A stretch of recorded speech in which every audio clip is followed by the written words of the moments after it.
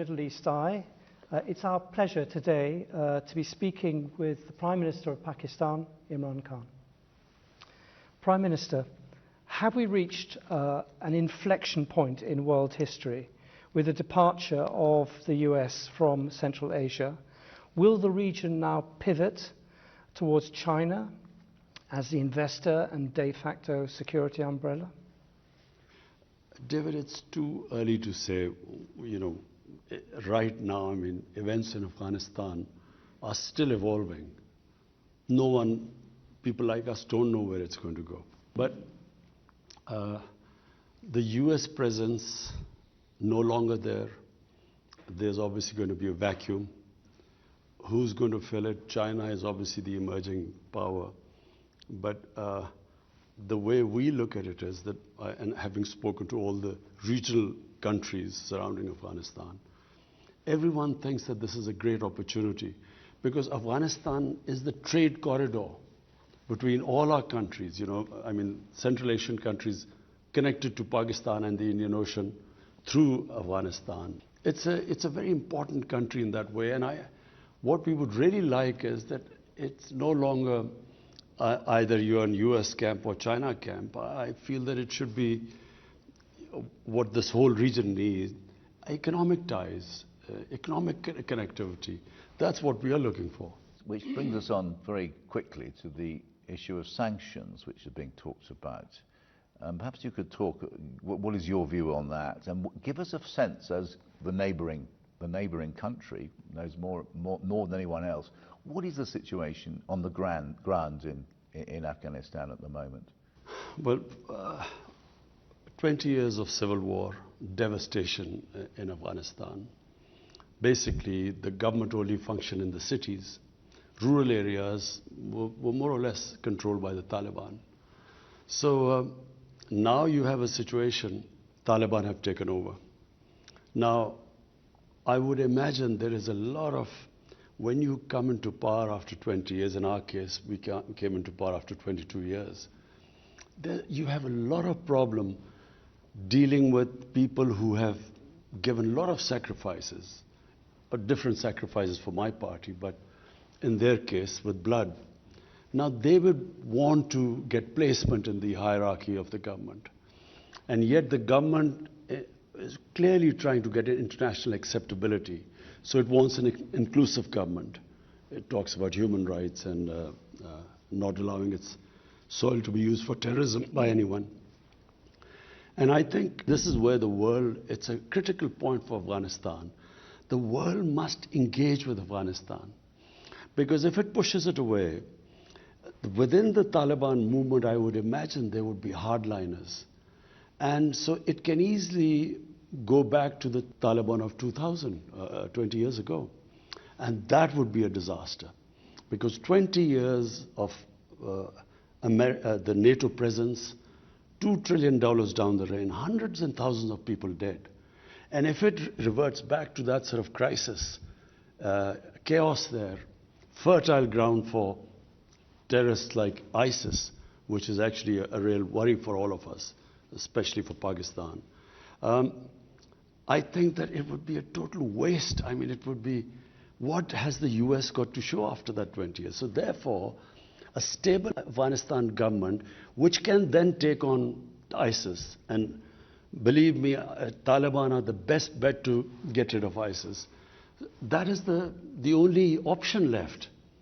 Isolating them, sanctioning them is going to, apart from anything else, apart from the chaos, it is going to be such a huge humanitarian crisis. Half the population is below the poverty line. The UN thinks that by next year, 95% of the population will go below the poverty line. The government only depended, 75% of the government budget was foreign aid. So if they leave them like this, my worry is it could easily revert back to 1989 when the Soviets left and the US left, and 200,000 Afghans died in that chaos. And that's where Taliban emerged, in that chaos. So I think it's a critical time, and the US has to sort of really pull itself together, because people in the United States are in a state of shock. it seems that they were imagining some sort of a democracy or nation building or liberated women, and suddenly they find Taliban back, and I don't think they have sort of found their feet as yet. There's so much anger and shock and surprise, but unless the US takes the lead, we are worried here that chaos in Afghanistan, we are the country which will be affected more after that. What did President Biden say when you put these points to him, as I imagine you will have done? No, I haven't spoken to President Biden as yet. You haven't spoken to President Biden? Well, it's up to him. It's a superpower. You're the next door neighbour to Afghanistan. They've just spent it's in the situation you say. Whether the Americans like it or not, you have an immense influence on the country. And President Biden has not spoken to you. I find that absolutely astonishing. Our security chiefs have spoken. Our foreign minister has been in touch with the US foreign secretary. But no, we haven't spoken. But we are in touch. All these things we have spoken to the US. That look. Are they listening to you? I think, at the moment, as I say, we're just watching the Senate hearing. There's shock in the US. They can't believe what has happened. They can't, because they were obviously misled. They were being told that democracy was coming and women are being liberated and this nation building and so on. They can't believe that Taliban are back in power, and most of all, that the billions of dollars spent on the Afghan army 300,000 Afghan army gave up without a fight. That's what they can't understand, because they were never given an accurate picture. I went to the US in 2008 and I spoke to the think tanks. Then there was Senator Biden and Senator John Kerry and Harry Reid. I spoke to them. I said, there will be no military solution. This is a quagmire. They talked about Iraq at the time. This was a much bigger quagmire. They didn't know the history of Afghanistan. So our army chief 2 years later went, General Kiani, he said the same thing to President Obama. He said, you're going to leave a big mess, we will have to deal with it, and you will not have a military solution. But unfortunately, I think they were led by the generals. And you know what the generals always say, what they've always said, give us more troops and we'll win, and more time. How do you assess how the Taliban have behaved since gaining power? I think, David, we have been so relieved, because we expected a bloodbath, and always when there's a civil war, a puppet government backed by foreigners like Soviets, like before them the British in the 19th century. When the Soviets left, there was a bloodbath. And we were fearing that in Kabul, when the Taliban came, and we thought there would be bloodletting of the sort of what happened after 1989. So it was peaceful transfer of power. So that was the best thing that happened. But also we felt that we would be blamed for this. But because 300,000 troops surrendered without a fight, clearly we didn't tell them to surrender without a fight. So the ground realities were that Taliban had become a popular movement, especially in the rural areas. And that's why the army gave up without a fight. And secondly, the Ghani government was corrupt to the core. They were, firstly they were perceived as a puppet government, then corrupt. People, who was going to fight for them? But you haven't fully answered David's question there, which is, it hasn't been as inclusive a government as we hoped. It hasn't. Is not. Women's education remains a huge problem. I mean, the future of women's cricket in Afghanistan, that lovely success story of Afghan cricket, and yet women's cricket doesn't seem to have a role to it. I mean, these are very serious things, and these are being watched in the West, because people are saying. I mean, it's been weaponized, if you like, but it's also true, isn't it, that if you are an Afghan woman, your rights have gone back 10 years, 20 years? Two things separately. Number one, is it an inclusive government? Not right now, But Taliban have so far stated that it's a transitory government and they want to include other people. What they have stated is that they will not include anyone from the former regime of Ghani. And really, they need an inclusive government because Afghanistan is a diverse society. It has mainly Pashtun, 50%, then there's huge Tajik minority. And I have tried my best with the Tajikistan president somehow to get them together. Then there are Uzbeks there, and Uzbekistan is trying to sort of get them together. So the neighbors are interested that they all form an inclusive government, so it's a stable government. About women's, please remember, Kabul, the women always had, the culture in Kabul for women was different to the rural areas. In the rural areas, women's lives hasn't changed. This is how they lived, it's a culture. It'll probably take time to evolve. The main issues in Kabul itself. And Kabul, if you went there 50 years ago, the Kabul culture was different to the rest. Now, my contention is that rather than forcing Taliban, to do this and include so and give them, they have said that they will give women education. They have said that they will allow them to go to jobs. In the Islamic culture, I don't think they should be pushed to the point where there is clearly within the Taliban sort of the ground soldiers, who have a certain concept. You don't want to push them to a point because they don't have such clear leadership who can order them. And so I would imagine they would have problems from within. So give them time. They have made the right statements. We have no other option. What else are we going to do? If we sanction them, there's going to be the biggest humanitarian crisis in Afghanistan. Chaos there. So the best is to incentivize them to walk the talk, what they're saying, incentivize them. But if you force them, I would imagine the nature of the people is such that they will push back and they will, it will be counterproductive. Can I move on to the Pakistan Taliban, the TTP?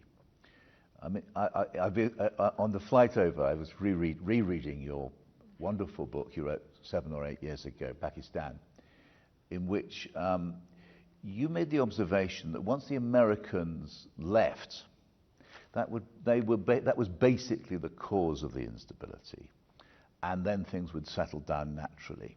The Americans have left, but have they settled down naturally? The TTP is a problem in Pakistan now, isn't it? It hasn't been solved by the departure of the Americans. Well, let's put it in perspective. What was TTP? TTP were Pashtuns along on the Pakistan side of the border. Just for the viewers, Taliban is a Pashtun movement. There are about 45 to 50% Pashtuns in Afghanistan. On the Pakistan side of the Durand Line, which was made by the British, are twice as many Pashtuns. But what is called the tribal area was the border area on the other side of Afghanistan. There were the Pashtun tribes, and there was actually no border. The Durand Line was never accepted. They used to move back and forth. Now we have fenced the border, but there was nothing there. Now, when the US invaded Afghanistan, they removed the Taliban. The Pashtuns on this side were completely sympathetic with the Pashtuns, not because of the religious ideology, but because of Pashtun ethnicity and nationality, which is very strong. So they turned against Pakistan. When we became an ally of the US, they called us collaborators, and they then started attacking the Pakistan state and started calling themselves Pakistani Taliban, which we hadn't had before we joined the alliance. So at one point, there were 50 different groups called themselves Taliban attacking us. There were 16,000 terrorist attacks inside Pakistan. 80,000 Pakistanis died. So as the American footprint decreased, so did this movement. The motivation went down because no longer were we collaborators. And now, clearly, we are no longer collaborators because we are not allying ourselves with any with anyone which is fighting the Pashtuns. So the motivation has gone down. Now we are trying to talk to those who can be reconciled, because it's from a position of strength. I always believe, all insurgencies eventually end up on the dialogue table, like the IRA, for instance. So now, from a position of strength, we want to talk to them. Because in Afghanistan, the Afghan Taliban have assured us they will not allow them to attack us from Afghanistan side, which the previous government did. RAW, which was the Indian agency aligned with the Afghan intelligence agencies, they helped them conduct attacks. One was the biggest attack against our Chinese nationals here. So now, because the Taliban won't allow them, we now have talked to them who we can reconcile and give up their arms and live as normal citizens. So that's what we're trying. And the ones who, then obviously the government will take action. But I thought the TTP had been solved as a problem, and it's re-emerged, hasn't it, since the fall of Kabul? No, the TTP was always, it had been pushed out of Pakistan. We conducted a huge operation. I've been there. I've seen it. In North Waziristan. And I very much remember presenting a wreath to the 5,000 or more martyrs who fought in that terrible conflict. But you're talking to people who have slaughtered tens of thousands of Pakistanis. It must be very, very tough, that. Remember, Peter, there were about 50 different groups. Motivations of different groups were different. A lot of these TTP were because of the collateral damage. In the Pashtun culture, in the code of honor, if a family member is killed by someone, they have to take revenge. And to take revenge, they used to join the other side. And there were 480 drone attacks in our tribal areas.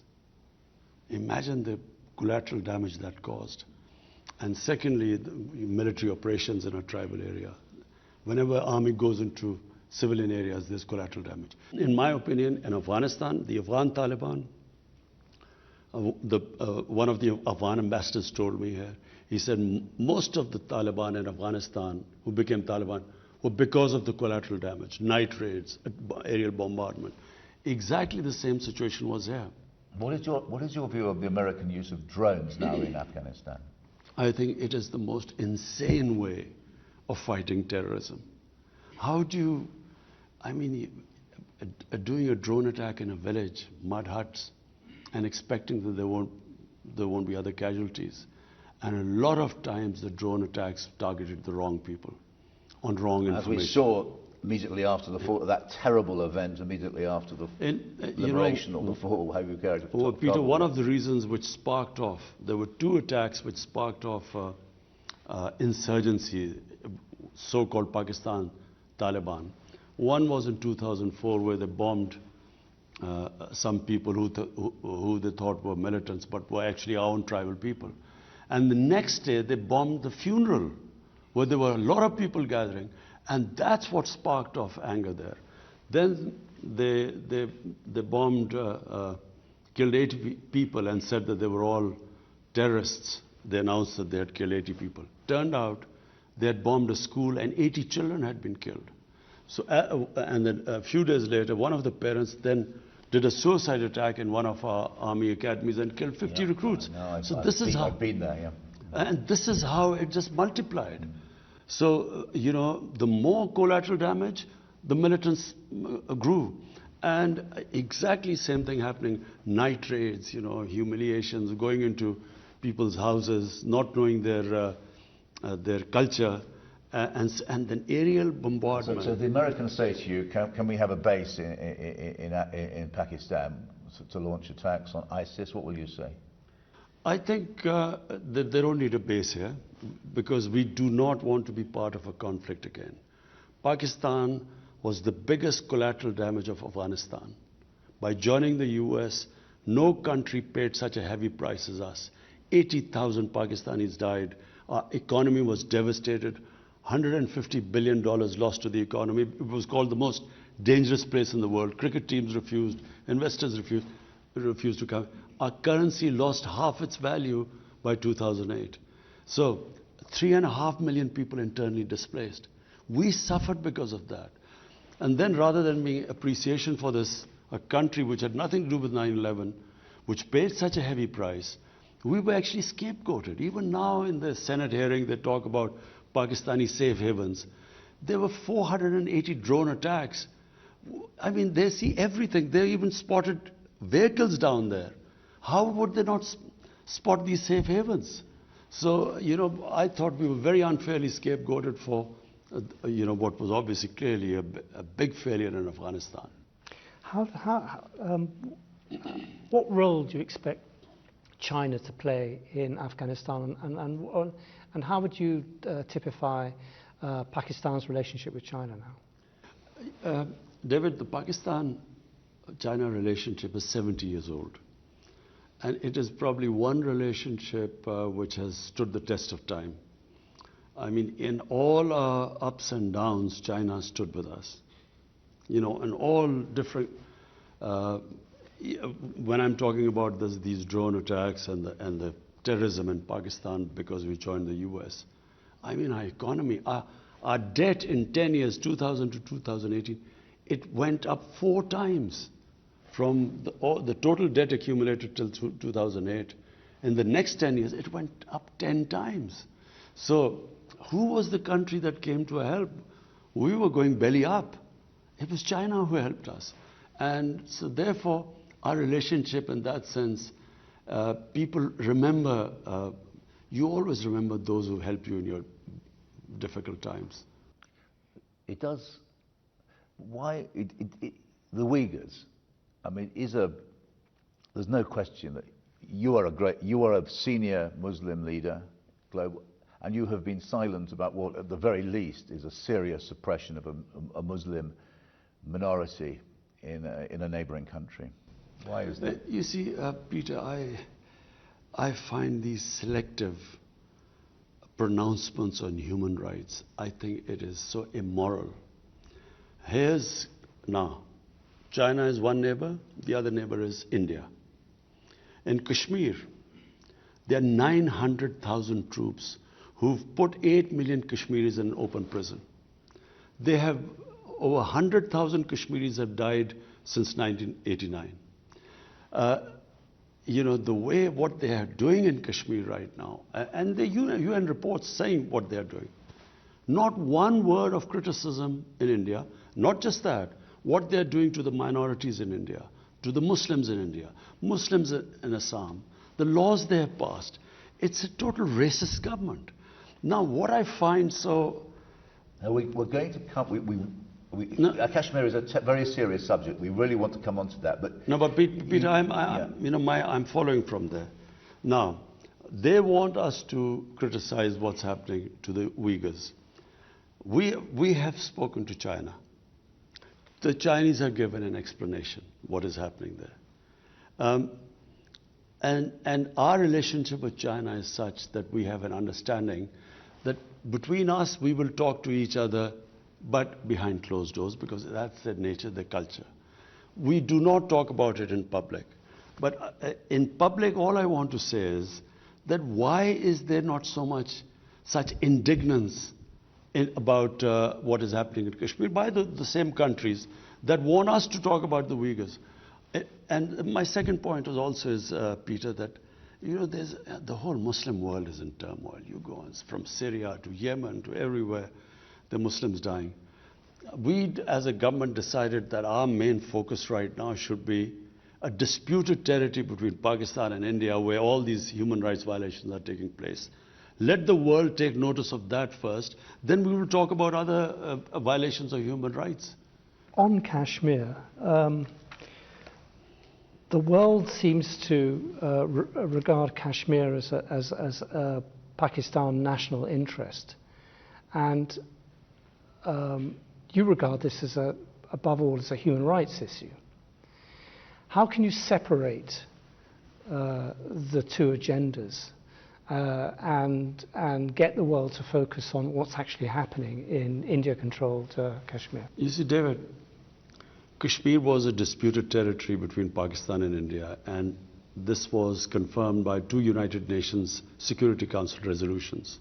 which said that the people of Kashmir will be allowed through a plebiscite under the UN auspices to decide whether they want to be part of India or Pakistan. Now that right was never given to them. But worse, in 2019, 5th August, they had the special status until this right of self-determination was given to them. They took away the special status. And they clamped down on them by sending these 90,000 troops there. And basically Kashmir is an open prison. Now, our problem is that we are not now talking about it as a territorial issue. We are simply talking that allow the Kashmiris, and we in Pakistan have given them the other option. They don't have to come either to Pakistan or India, just their right, democratic right, if they want to be an independent country. So this is where it is. India, clearly the ball lies in Indian court. What do they do now? They cannot indefinitely have put these people in an open prison. Because having taken this step, I don't know what they expected. They are now trying to change the demography of Kashmir by bringing settlers from outside, which was also in the constitution provision prevented this from happening, that settlers would not be allowed to settle in Kashmir. And then the Geneva Convention, it states clearly that you cannot change the demography of an occupied country. You know, until that status is clear whether they're part of India, you can't change the demography. So they are actually trying to convert them from Muslim majority to a minority. How dangerous a situation? It's been rather forgotten because so much else has been going on. But how here we have two nuclear powers at odds with each other, and there's fighting almost all the time, isn't there, at a low level?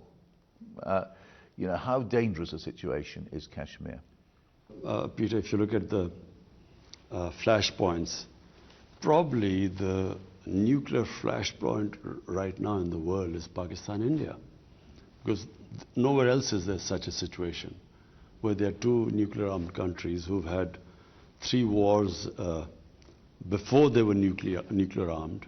So we haven't had a war since then because of the deterrent. I think as a 13-year-old you wanted to join up, didn't you, in 1960? I still remember. 65, yes. I still remember that. But I feel that, you know, we had this little skirmish when there was a suicide bomb which went off in Kashmir. Indian soldiers were killed, and they blamed us. We kept saying that we will give us any evidence and we will hold those responsible. We will take them, but have them punished or even give them to India. Rather than giving us evidence, they bombed us. Fortunately, there was no loss of life. So, you know, Pakistan also retaliated, again bombed somewhere, and then they shot down an Indian plane. So in that situation, I mean, I as a chief executive felt it could have gone anywhere. We immediately returned the pilot, you know, was shot down to cool down things, because once 2 nuclear armed countries get into the situation like we did, it can go anywhere. So I think I actually addressed the United Nations too and told them that, look, you came into being to stop this sort of thing. There's an unresolved issue.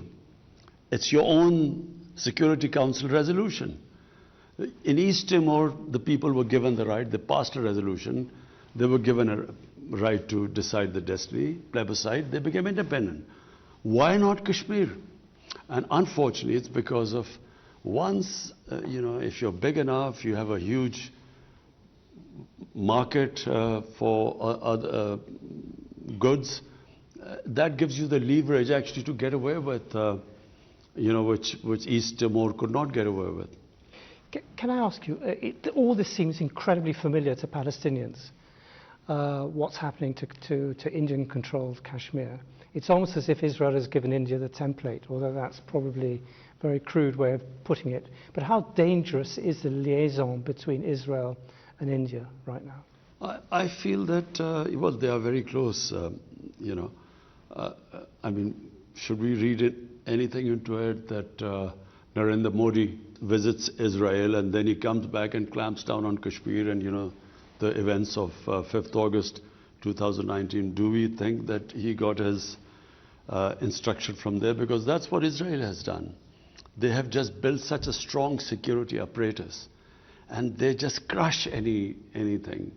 They will send people in, they will kill, assassinate, and then they have total immunity.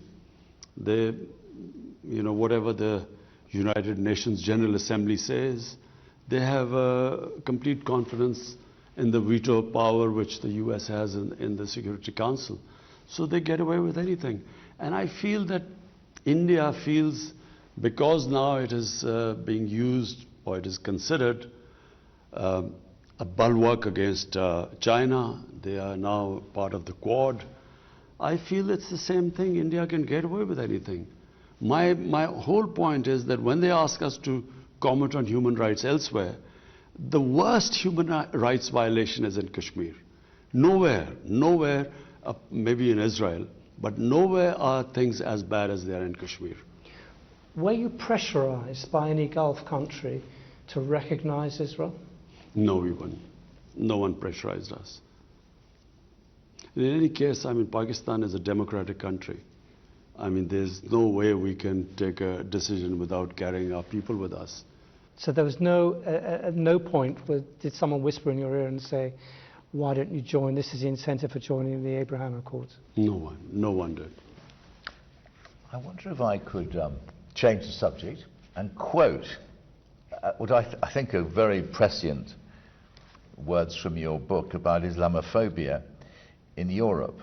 The ascent of right-wing anti-immigration parties in Europe, the misleading and sometimes downright sensationalist reporting against Muslims in the right-wing Western media, France's ban on the burqa, and so on.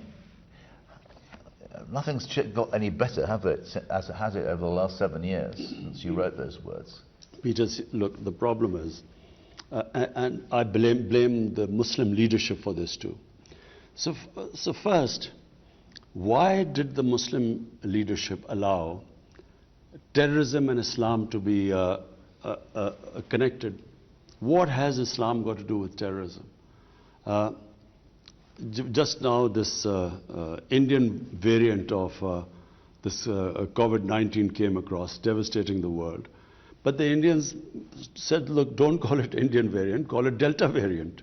Well, quite right, because why should sort of any virus be associated with any nation? Similarly, why should terrorism be associated with any religion? No religion would promote terrorism. So after 9/11, connecting Islam and terrorism, and then saying radical Islam, as if there's some radical Islam which promotes terrorism. There is only one Islam, and that is of our Prophet Muhammad, peace be upon him. In Muslim communities, like every human community, they are moderates, they are radicals, they are liberals. If I first went to Britain, when I first went there were these guys called skinheads. They would beat up people who was a Paki. They would beat them up. Imagine if I looked upon the British societies through what the skinheads were doing. You can't define a religion or a human community by just concentrating on their extremes. So these people are like, we have our fanatics, like the gunman who walks into New Zealand walks and shoots down 50 worshippers. So when you say radical Islam, so for the man in the street in the West, how is he going to distinguish between a moderate Muslim or radical Muslim? How does he distinguish? So all Muslims become a target. This is what Islamophobia is. After 9/11, any incident happened, because I would spend more time in Britain because my children were young there, so I would go and see them. And it was like people would pray when some terrorist attack took place. Immediately the Muslims would pray, I hope it's not a Muslim, because everyone got branded. After 9/11, I never forget, this journalist called me up and he said, aren't you ashamed of being a Muslim? 1.3 billion people responsible for fanatics or terrorists. I think I'm right in saying that was Martin Bashir who rang you up. Yes, you know, not the best of the journalists, but he called me up. I was so shocked by it. So this is the problem, what has happened. What is Islamophobia? People do not realize radical Islam, moderate Islam. I mean, in the Western, how does a man in the street? So all Muslims then, and especially anyone who has a sort of symbol of Muslimness, like wearing a head cover or a beard, although by the way, beards have become quite fashionable now. I hear everyone trendy wears a beard now. But so they became targets and they got insulted. I'm not talking about people who got beaten up or, you know, killed. I'm talking about normal people being abused in the streets in the Western countries just because they look Muslim. So I think it was very unfair. We Muslim leaders should have talked about it, de-linked Islam and terrorism. And secondly, there's this other thing which started with Salman Rushdie.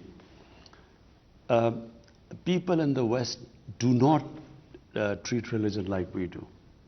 They cannot understand the love, respect, reverence we have for our Holy Prophet, peace be upon him. You know, people love him more than anything. Respect and love for him is paramount in our religion. I know how, you know, religion is treated in the Western countries. When I went, there was this Monty Python's flying circus about Jesus Christ, Life of Brian, and I was so shocked. I had never seen anything like that. But people in the West would say that is a difference between the Muslim world, I've heard them say, and the West, i.e. the West supports free speech and Muslims don't. And that but Peter, that's what I'm trying to say. So I know the difference. I know how the West treats religion. But I also know how they live their religion and the place of the Holy Prophet. You know, they can't understand it because of their view. So it was up to us to make them understand. That look, you can write, there's so many interpretations of the life of the Prophet, Western interpretations, no one comments on it, but don't ridiculous him, don't mock him, don't insult him, which is what Salman Rushdie did, and the West didn't realize. But what he said was the most insulting thing for Muslims. It was the most, you know, it is the most degrading thing to the things he said about our Prophet. Therefore, it was a question of we Muslim leaders should have explained to the West that, look, you know, just like, and I quote this, Holocaust, it caused a lot of pain to the Jewish community. So, you know, even interpretations which do not, you know, which are not misinterpretation of Holocaust, I mean, there are countries in Europe where there's a jail sentence for that because it causes pain to them. All I wanted them to understand is no one should be allowed to cause pain to human communities if we have to live in a sort of global village. Therefore, we Muslims must every human community must define what gives them pain. This is what gives us pain. So all you have to do is not mock and ridicule and insult it, our Prophet, but you know, their interpretations. You can write history. I read his historical books all the time by the Western writers about Holy Prophet and their interpretation, which we don't agree with, but no one objects to it. But it's not just skinheads beating up Muslims, in your phrase. It is Emmanuel Macron using Islamophobia to outflank the extreme right in France. That's a big step up from what's happened before. You see, I feel that President Macron doesn't really understand, you know, how is he going to deal with the Muslim community there. Unless he understands that, there will be this vicious cycle. There will be someone who will, again, as I said, insult our Prophet. Among the fringes, there will be an over-the-top extreme reaction, even stabbing or something. That then will raise outrage in the French society, saying, look at these people, they don't understand our freedom of expression is like our religion. They will react like that. Police will clamp down on mosques and something. They will then marginalize the Muslims more. From that marginalized community will again someone do it. So they are caught in this cycle. And to get out of it, all they have to do is there must be an understanding that, look, if either you decide to expel all the Muslims from there like Spain did in 1492, or there must be some code of existence together. In Pakistan, we have this blasphemy law. The blasphemy law was made by the British when they were ruling India. What was the blasphemy law? That if there are 3 different human communities living in a village, previously what would happen is that someone would insult a sacred entity of the other community, there would be a riot, people would be killed. So they then said, look, this is not allowed. So instead of there being a riot, they would go to the police saying that, look, he's insulted my, and accordingly they'd act. So it was a deterrent not to insult other people. There has to be some sort of an equilibrium in the French society. Otherwise, my worry is that this cycle will keep going on and on. I know you've been very generous of our time. Can we ask 2 more questions? The first is climate change. We've got the big conference, I think it's next month in London. Will you be going? I'm planning to go. And what will be your message at this? I mean, many people say this is the last chance to save the world from some cataclysmic disaster. Do you agree with that? Peter, some of us, who've lived by nature, because I grew up, really where I lived was like a village, outdoors. It's now almost central Lahore. It is now. Zaman Park. It is. You can't sit outside. It's like on the edge of a motorway. And then all my hobbies were, I would love trekking. Pakistan has the most beautiful trekking in the world. And then I loved this. In the winter, I loved partridge shooting, which was a beautiful time here. And so my life was outdoor. And then cricket outdoors on, beautiful grounds.